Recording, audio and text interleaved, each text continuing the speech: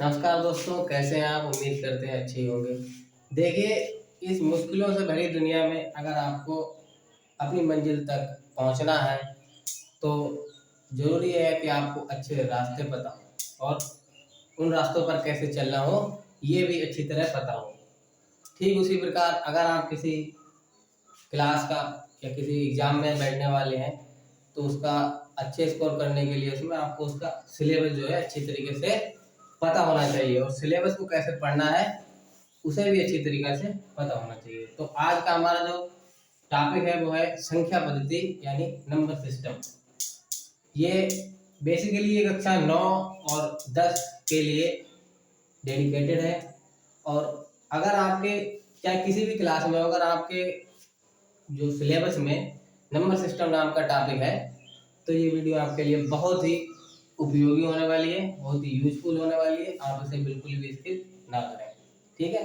तो चलिए शुरू करते हैं। तो नंबर सिस्टम में सबसे जो मोस्ट जो वांटेड टॉपिक होता है, जैसे कहते हैं कि संख्याओं का वर्गीकरण। जो अलग अलग प्रकार की संख्या होती हैं उन्हें अलग अलग भागों में बांटना और प्रत्येक संख्या के बारे में हम अलग अलग प्रकार से अध्ययन करना, उसी को कहते हैं संख्याओं का वर्गीकरण। तो चलिए बहुत ही शानदार तरीके से हम संख्याओं का वर्गीकरण समझने वाले हैं। और आज का जो टॉपिक अगर आपको अच्छा लगे तो लाइक कर सकते हैं और आगे की वीडियो अगर आपको चाहते हैं तो हमारे चैनल को सब्सक्राइब कर सकते हैं। चलिए शुरू करते हैं।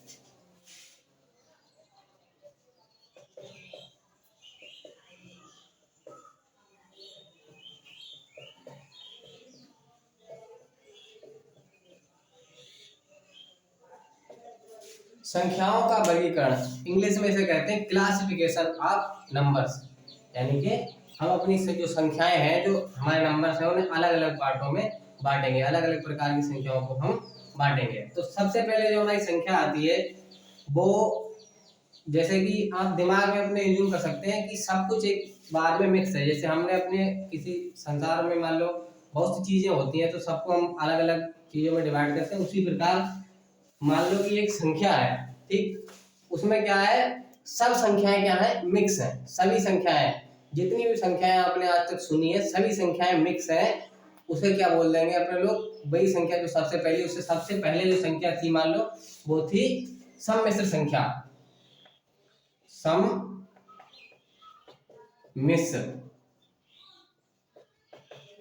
संख्या, अंग्रेजी में इसे बोल देंगे कॉम्प्लेक्स नंबर।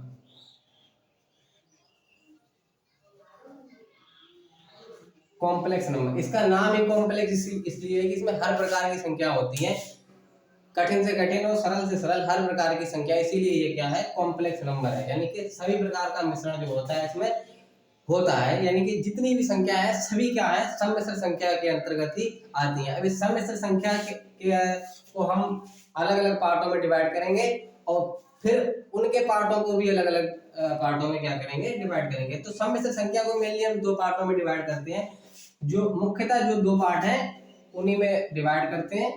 तो सबसे पहला जो सम्मिश्र संख्या को दो भागों में बांटते हैं वो क्या है, वास्तविक संख्या है। आपने सुना होगा वास्तविक संख्या है, इंग्लिश में बोलेंगे रियल नंबर।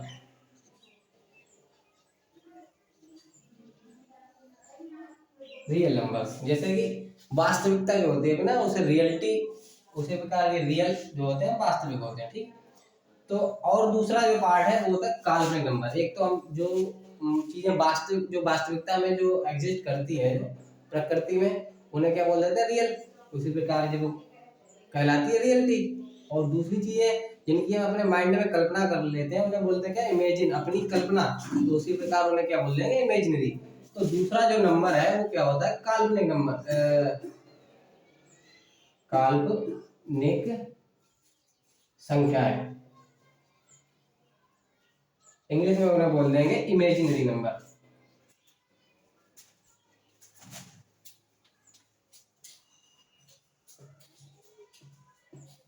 इमेजिनरी नंबर्स, ठीक है? तो वास्तविक संख्याओं और काल्पनिक संख्याओं को बहुत बारीकी से समझने के बाद ही हम इसमें आगे बढ़ सकते हैं।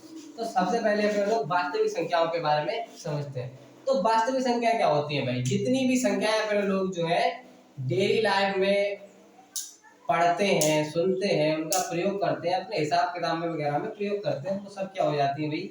अपनी वास्तविक संख्याएं। जितनी भी आपने संख्याएं जो है दिमाग में सोच रखी है, सुन रखी है, आपने देखी है, कहीं भी देखी है, वो सब क्या है?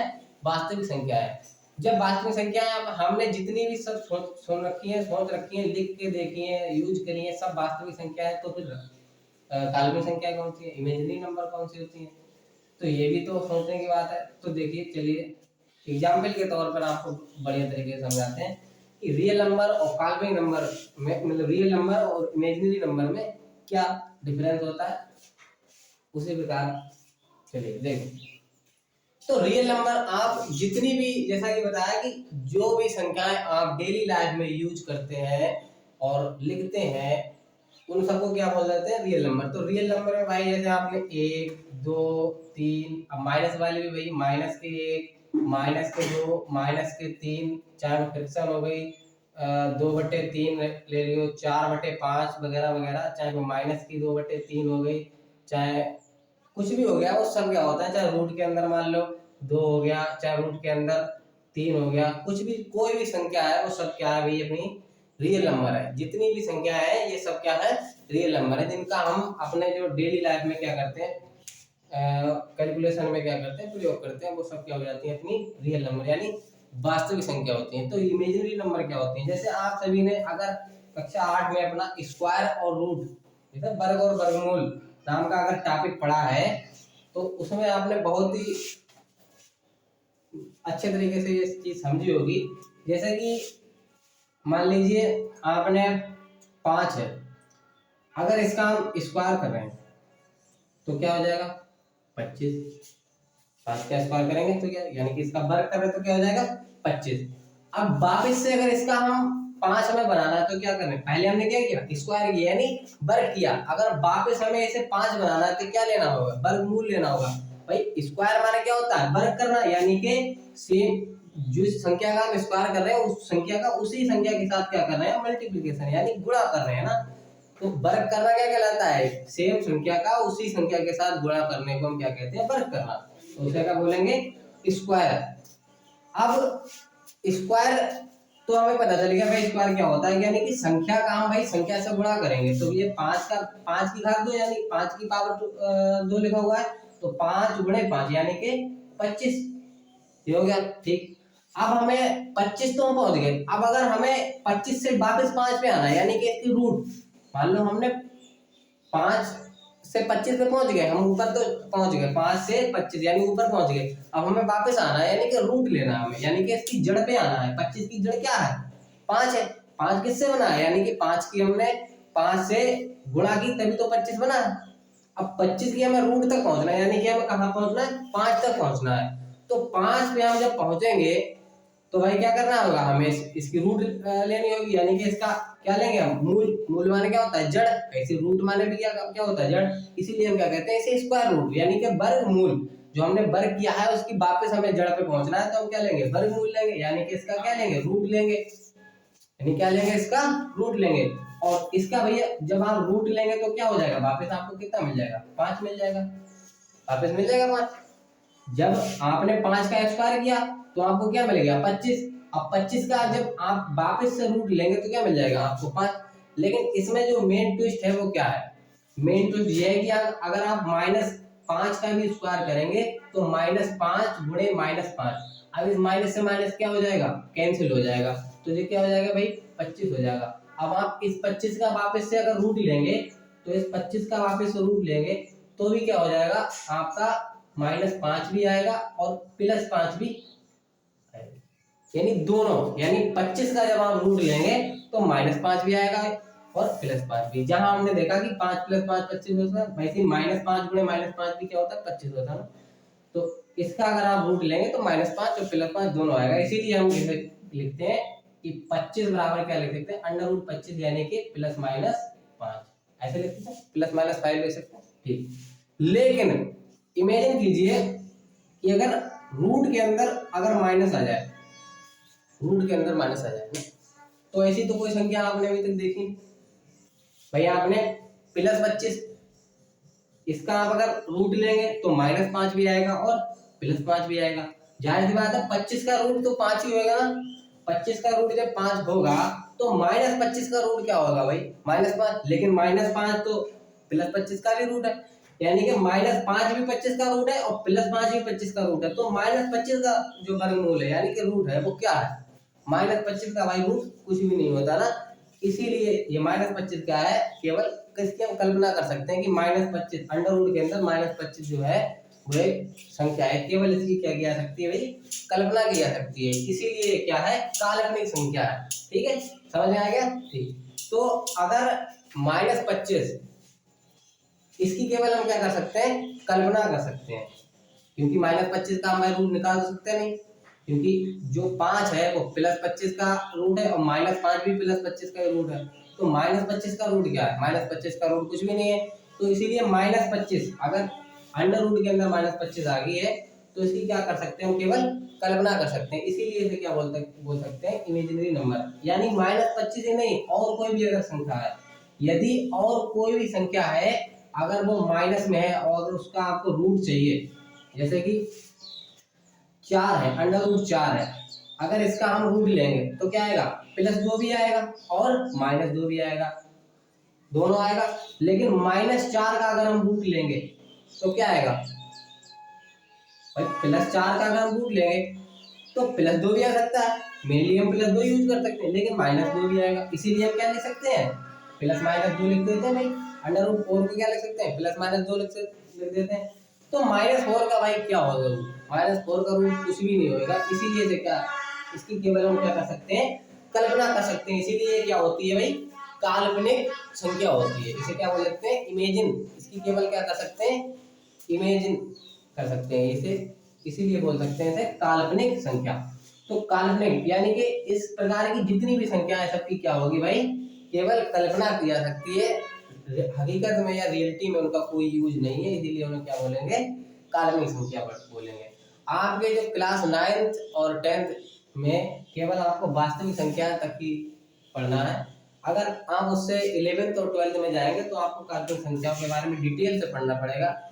आज की जो क्लास है वो डेडिकेटेड है भाई कक्षा 9 और 10 के लिए। इसीलिए हम केवल वास्तविक संख्याओं को ही विस्तार में पढ़ेंगे और उनका क्लासिफिकेशन करेंगे।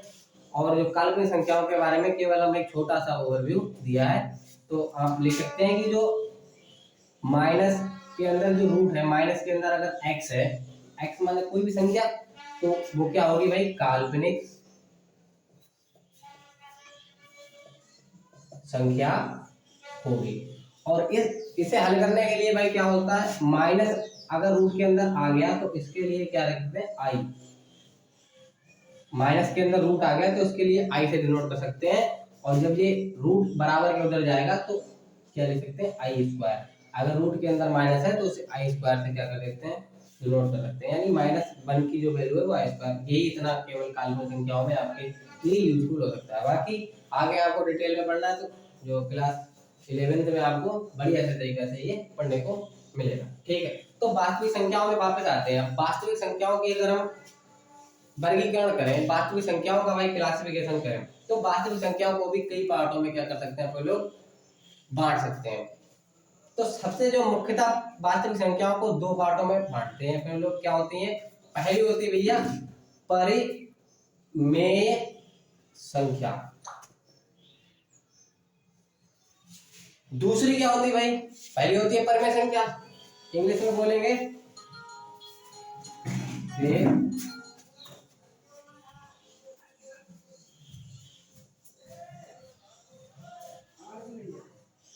रेशनल नंबर, रेटियल नंबर या रेशनल नंबर बोलेंगे। ठीक है, दूसरी क्या होगी भाई, अपरिमेय, अपरिमेय संख्या, इसे बोलेंगे भाई इंग्लिश में इर्रेशनल नंबर,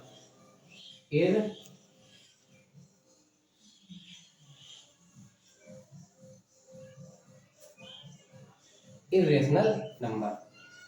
ठीक, तो पहली जो संख्या है वो क्या है, परिमेय संख्या, और दूसरी क्या है, अपरिमेय संख्या। वास्तविक संख्याओं को भाई हम 2 पार्टों में क्या कर सकते हैं, वर्गीकरण मतलब क्लासिफिकेट कर सकते हैं, जैसे कि परिमेय संख्या और अपरिमेय संख्या, रेशनल नंबर और इरेशनल नंबर। ठीक है, तो ध्यान से आपको ये दोनों संख्याओं, मुख्यतः आपको जो हाई स्कूल और नाइन्थ में केवल इन दो संख्याओं के बारे में डिटेल से पढ़ना है, परिमेय संख्या और अपरिमेय संख्या। पूरे हाई स्कूल के सिलेबस में आपको केवल अपरिमेय संख्या, जो पहला चैप्टर है आपका वास्तविक संख्या है, वास्तविक संख्याओं में केवल अपरिमेय संख्या को ही पढ़ना है। और नाइन्थ में आपको परिमेय संख्या और दोनों ही आपको कुल मिला के नाइन्थ हाई स्कूल दोनों में आपको क्या करना है, दो संख्याएं ही पढ़नी है। मेनली आपको दो संख्याएं ही ये पढ़नी है पूरा नाइन्थ और हाई स्कूल। ठीक है, तो सबसे पहले हम क्या करेंगे, परिमेय संख्याओं के बारे में बहुत डिटेल से पढ़ेंगे, उसके बाद हम क्या करेंगे, अपरिमेय संख्याओं के बारे में डिटेल से पढ़ेंगे। तो सबसे पहले आप क्या कीजिए, इसका स्क्रीनशॉट लीजिए और इसे अगले जो आपका जो कापी है, जो नोटबुक है, उसमें नोट डाउन कीजिए और हम आगे बढ़ते हैं।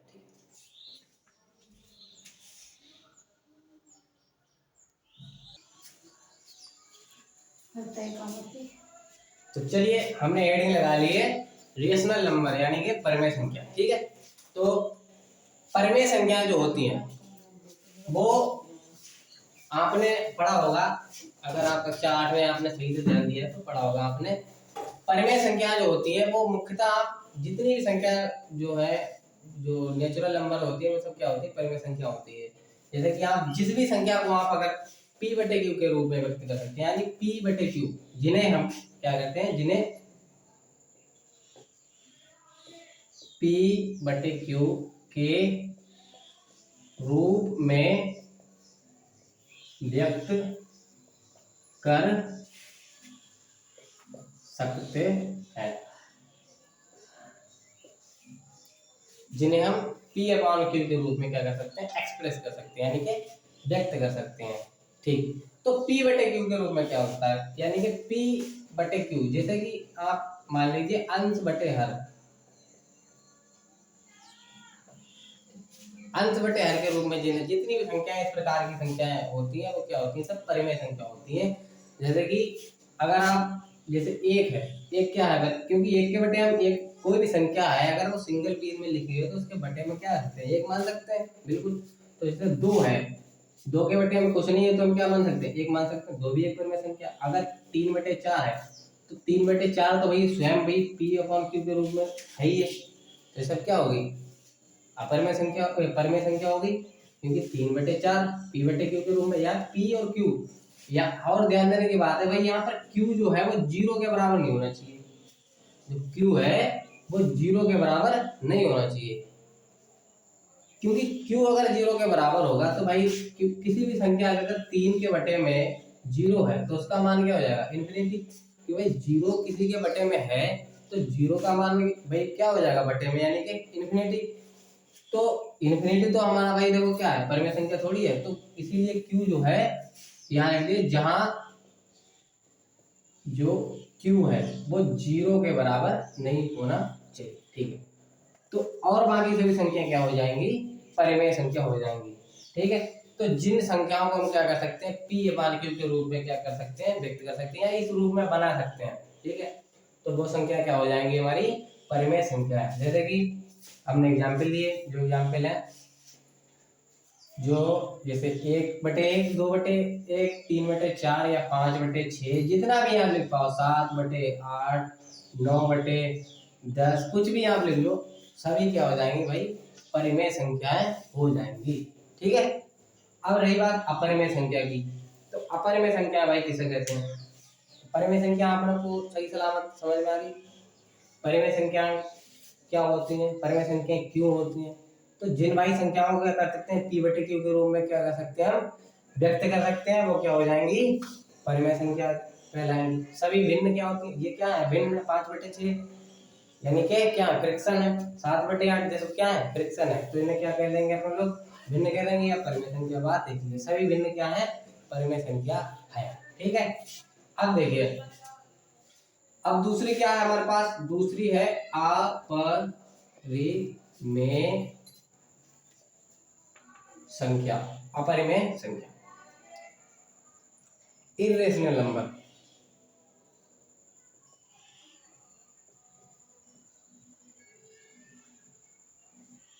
Irrational number. मान लो जैसे परिमेय संख्याओं के बारे में हमने पढ़ा, कोई भी संख्या अगर उसे हम एक से भाग करेंगे तो वो क्या रहेगी, सेम एक से भाग करने पर क्या हो जाएगी, सेम ही रहेगी। जैसे 100 है, अगर 100 को हम भाई एक से भाग करेंगे तो क्या रहेगी, 100 ही रहेगी। ठीक है, तो हम 100/1 लिख सकते हैं ना। तो अगर भाई कोई फर्क नहीं पड़ रहा है तो हम 100/1 या 100 कुछ भी लिखें, तो भाई संख्या क्या कह देंगे, परिमेय संख्या। लेकिन कोई ऐसी संख्या जिसे हम एक से भाग करें या किसी भी चीज से भाग करें और उस पर फर्क पड़े, एक से भाग करने पर फर्क पड़ जाए, तो वो क्या हो जाएगी, अपरिमेय संख्या हो जाएगी। जैसे कि √2 है, √2 के बटे में हम क्या मान सकते हैं, 1 मान सकते हैं, बिल्कुल। लेकिन जो √2 की जो रियल वैल्यू, यानी कि जो संख्याएं जो है उनकी रियल वैल्यू अभी तक जो मान लो कैलकुलेट की ना जा सकती हो, √2 की जो रियल वैल्यू क्या होती है भाई, चलती जाती है ना। या कोई ऐसी संख्या हुई जिसकी जो अभी निश्चित वैल्यू पता ना हो हमें, जैसे कि 3.444 ऐसे करके चलती जा रही है, ठीक है, जिनकी निश्चित वैल्यू हमें क्या हो, पता ना चल पाई हो, यानी कि वो चलती जाए, उनका कोई अंत ना हो, तो वो क्या हो जाएंगे भाई, अपरिमेय संख्या हो जाएंगी। जैसे मान लो 3.14, ये पाई की वैल्यू है, पाई पाई की वैल्यू क्या है, 3.14 है, लेकिन अपने लोग यूज करते हैं 3.14। इसके बाद भी भाई बहुत सी क्या होती है, चलती जाती है, बहुत से नंबरों तक क्या होती है, चलती जाती है। ऐसी कोई संख्या जो मान लो कुछ भी है, जैसे 5.6 लिखा है और उसके बाद ये चलती जा रही है 7 8 ऐसे करके, पता नहीं कहाँ तक ये चलती जा रही है। ठीक, तो ऐसी संख्याओं के भाई हम बटे हम कभी तो लिखेंगे। मान लो जैसे आपको पता है ये 3.2 लिखा है, ठीक, अब आप इसका दशमलव हटा के नीचे क्या बोलोगे, 10 बढ़ा दो, ठीक, नीचे 10 बढ़ा दो, लेकिन आपको पता ही नहीं इसके बाद कितने अंक है, आपको पता ही नहीं इसके बाद कितने अंक है। मान लो 5.6 7 8 3 अंक होते तो आप कर देते क्या, नीचे 3 जीरो लगा देते। ठीक, अब आपको पता ही नहीं है भाई नीचे इसके अंत में कितने अंक हैं, तो क्या कर दोगे आप, अंक नीचे बट क्या नीचे लिख सकते हो ऐसे, क्या जीरो के बाद में ऐसे लगाओ, नहीं। तो भाई जब आपको किसी संख्या का भाई निश्चित उसका अंत ही ना पता हो कि ये कहाँ पे जाके एंड होगी, तो इसे क्या बोल देंगे, अपरिमेय संख्या बोल देंगे। जैसे कि √3 की वैल्यू आप जब निकालोगे 1.2 आगे चल के कुछ कुछ कुछ कुछ ऐसे करके चलती जाएगी, कोई निश्चित वैल्यू भी नहीं निकली है, तो इसीलिए ये क्या हो जाएगी, अपरिमेय संख्या हो जाएगी। क्योंकि इसके बटे में अपने लोग अगर दशमलव हटाना भी होएगा तो पता नहीं कितने जीरो बढ़ाओ भाई, कुछ बढ़ा पाओ जीरो नहीं, इसीलिए क्या है ये अपरिमेय संख्या है। तो ये समझ में आया कि भाई अपरिमेय संख्या अपरिमेय क्यों है, क्योंकि ऐसी संख्याएं जिन्हें हम P/Q के रूप में क्या कर सकते हैं, व्यक्त नहीं कर सकते हैं, वो क्या है भाई, अपरिमेय संख्या है। जैसे कि हमने एग्जाम्पल आपको दिया, अगर आपको 3.2 को P/Q के रूप में व्यक्त करना है तो आप करोगे दशमलव घटाओगे, नीचे क्या कर दोगे, 10 से भाग कर दोगे, तो ये होगी P/Q के रूप में, P/Q के रूप में हो गई भाई, ये हो गया P, ये हो गया Q। ठीक, अंश हर, समझे। अब अगर मान लो आपके पास कोई कह दे 4.6767 डेल्टा है, इसे P/Q के रूप में बनाओ, बना लो, कैसे बनाओ भाई, मान लो गिन लो, दशमलव बाद कितने, 1 2 3 4, पीछे से कितने हैं, चलते जा रहे हैं ना, पता ही नहीं है तो क्या करते हैं, ऐसे करते हैं, ऐसा थोड़ी होता है, हाँ? तो भाई ऐसा इसीलिए नहीं होता क्योंकि ये क्या है, अपरिमेय संख्या है। इसे क्या कर सकते हैं, अगर यहीं पे एंड हो जाए तो 1 2 3 4 दशमलव के बाद में 4 है तो हम क्या बोल दें, 4 जीरो बढ़ा देंगे, तो ये हो गई परिमेय संख्या। लेकिन अगर ये चलती जा रही है ऐसे तो क्या हो गई, ये अपरिमेय संख्या, समझे। ठीक है, तो परिमेय संख्या और अपरिमेय संख्या अगर आप समझ गए हो तो एक बार फिर से स्क्रीनशॉट लें और वीडियो में आगे बढ़ेंगे।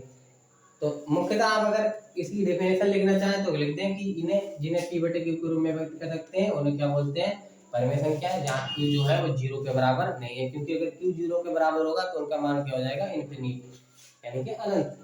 तो परिमेय संख्या जिन्हें P/Q के रूप में व्यक्त कर सकते हैं, और अपरिमेय संख्या जिन्हें हम P/Q के रूप में व्यक्त नहीं कर सकते, जैसे कि एक एग्जाम्पल दिया हमने आपको ये, और जितनी भी ऐसी संख्याएं हैं जो P/Q के रूप में व्यक्त नहीं किए जाते वो क्या हो जाएंगे, सब अपरिमेय संख्या हो जाएंगे। ठीक है, तो चलिए स्क्रीनशॉट लीजिए।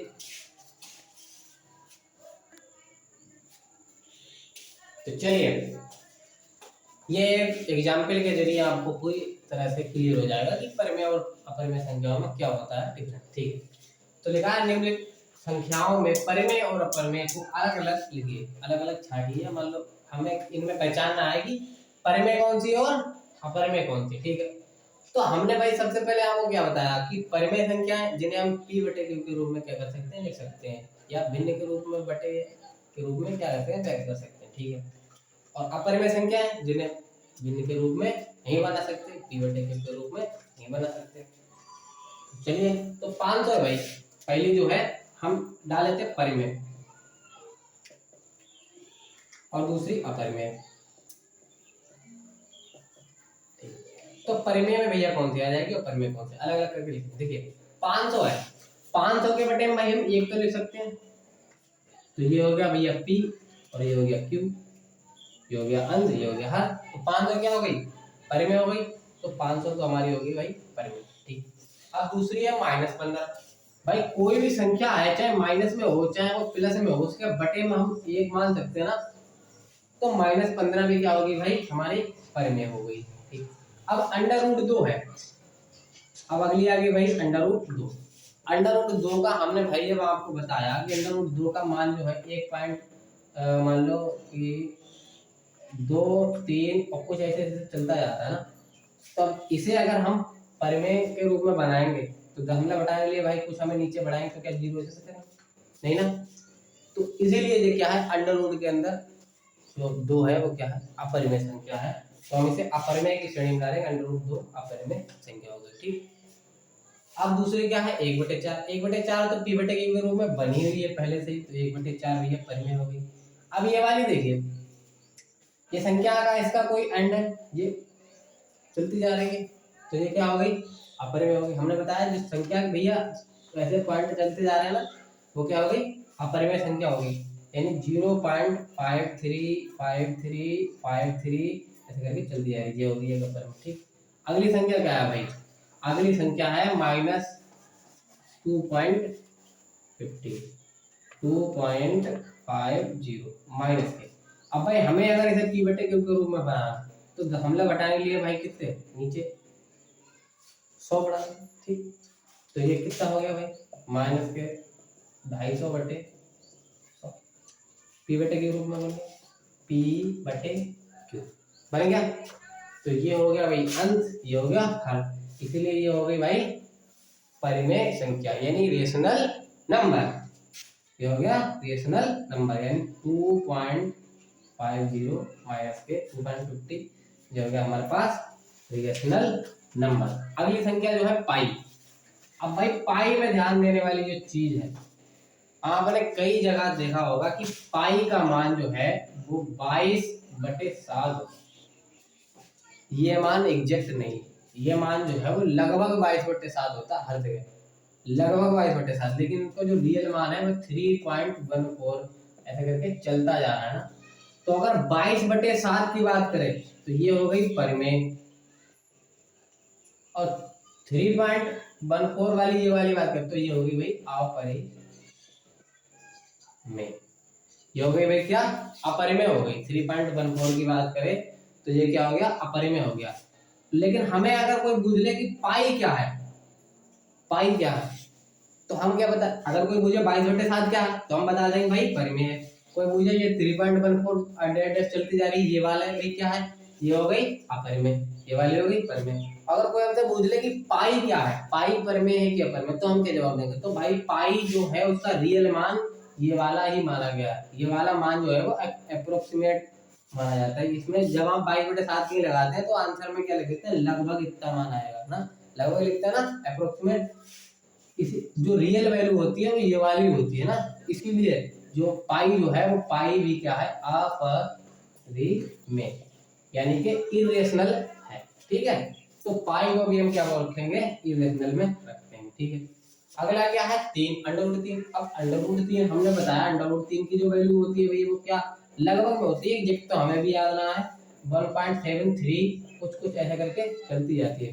ठीक, तो ये भी क्या हो गई हमारी अपरिमेय हो गई। ठीक, ये भी क्या हो गई हमारी अपर में होगी। अब अंडर रूट 4 की बात करें तो अंडर रूट 4 का तो हमें आपको पता है, हमने बताया कि अंडर रूट 4 जो है वो +2 भी होता है और -2 भी होता है। तो ये तो भाई बिल्कुल फिक्स है ना। अब +2 के बटे में भी ये एक लिख सकते हैं, -2 के बटे में भी एक लिख सकते हैं। चाहे +2 वाला ले तब भी ये p/q बन रहा है, -2 वाला ले तब भी ये p/q बन रहा है। तो अंडर रूट 4 के केवल लिखा अंडर रूट के अंदर है, लेकिन ये इसकी रियल वैल्यू को क्या है, वो +-2 है। लेकिन +-2 तो क्या है, परिमेय संख्या है, तो हम कहते हैं अंडर रूट 4 भी परिमेय संख्या।